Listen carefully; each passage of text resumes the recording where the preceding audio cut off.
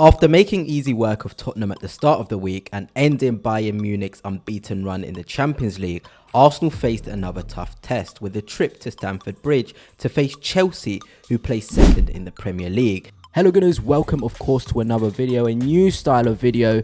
It's frustrating not to walk away from Stamford Bridge with all 3 points considering the context of the game and the Caicedo red card, but we will be discovering the hidden truths behind the result and what this means in the title race wider context. One thing which was surprising was the lack of inclusion in the squad of William Saliba, who despite travelling to Stamford Bridge wasn't even named on the Arsenal bench. Arsenal later confirmed that Saliba had picked up a knock in training, which meant we had to see Piero Hincapié and Mosquera in the back line. With Arsenal already missing Gabriel Magalhaes, it was a huge task for the two up against an informed Chelsea. On the slightly more positive side of things, Arsenal welcomed back Gabriel Jesus and Victor Gyökeres to the matchday squad as options if the game required. A pretty even first half, with Chelsea having more shots on goal and Arsenal having more of the possession. The turning point would come in the 36th minute with Caicedo committing a reckless challenge on Mikel Merino,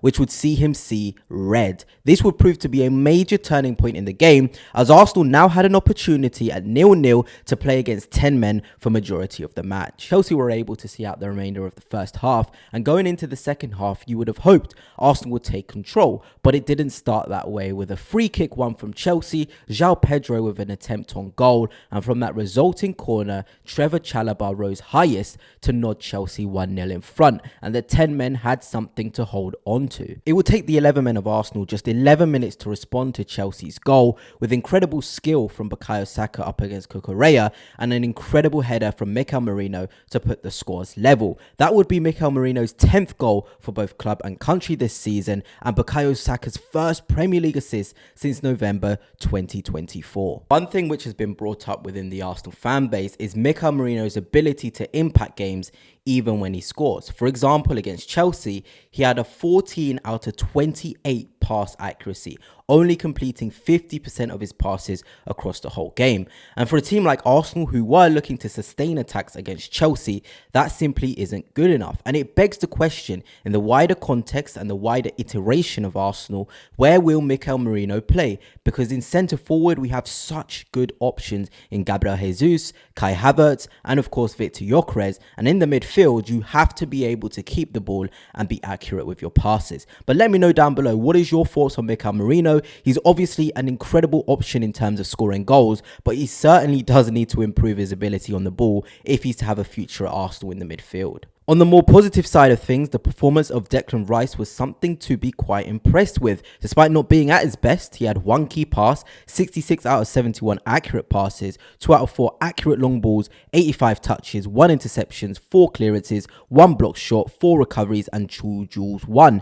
And I mean, a game which was all talked about in terms of the battle of Rice and Caicedo. One of them didn't even finish the game, so I think Declan Rice can be quite proud of his performance, and hopefully he can take this forward, because it's been a very positive week for him in terms of him turning up in the biggest of games. One thing I have been asking myself is, where is Benjamin White? We all remember how good Ben White was in the past 2 to 3 seasons, providing an overlap for Bukayo Saka, linking up well with Ødegaard as well. That trio was so effective for so long. But this season we haven't seen enough of Ben White, whether it has been fitness issues, whether it is a mentality issue.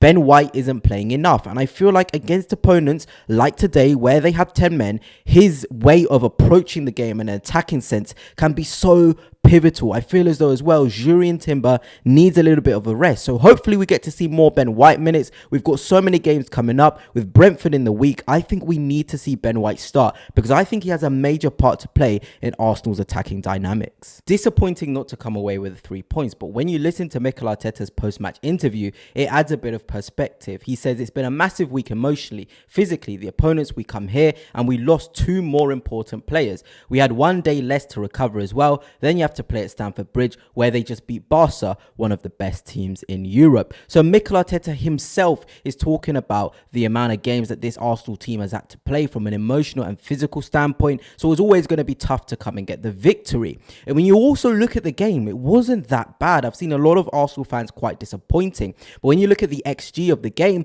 they had 0.94 to Arsenal's 0.99, which goes to show that Arsenal were actually better in terms of chances generated, which you would expect with 10 men. Also, we must remember that chance towards the end of Jurrien Timber, where he just took it off Victor Gyökeres's head. So there are chances in that game where Arsenal can come out as winners, despite the physical and mental load over the last week. And one thing you must also remember is that Chelsea are still Arsenal's child. Arsenal are now unbeaten in their last 7 league visits to Stamford Bridge since 1920 in that 2-2 draw where Martinelli scored. So, adding some perspective, Arsenal aren't in a horrendous situation. 5 points clear of Manchester City in second, 6 points clear of Chelsea, who still remain the same points behind us before the game. And now when you're looking towards Arsenal's next 6 fixtures, you can look at 6 fixtures in which are very winnable. Brentford at home, Villa away, which will be tough, Club Brugge away from home in the Champions League, Wolves at home, Everton away, and Crystal Palace at home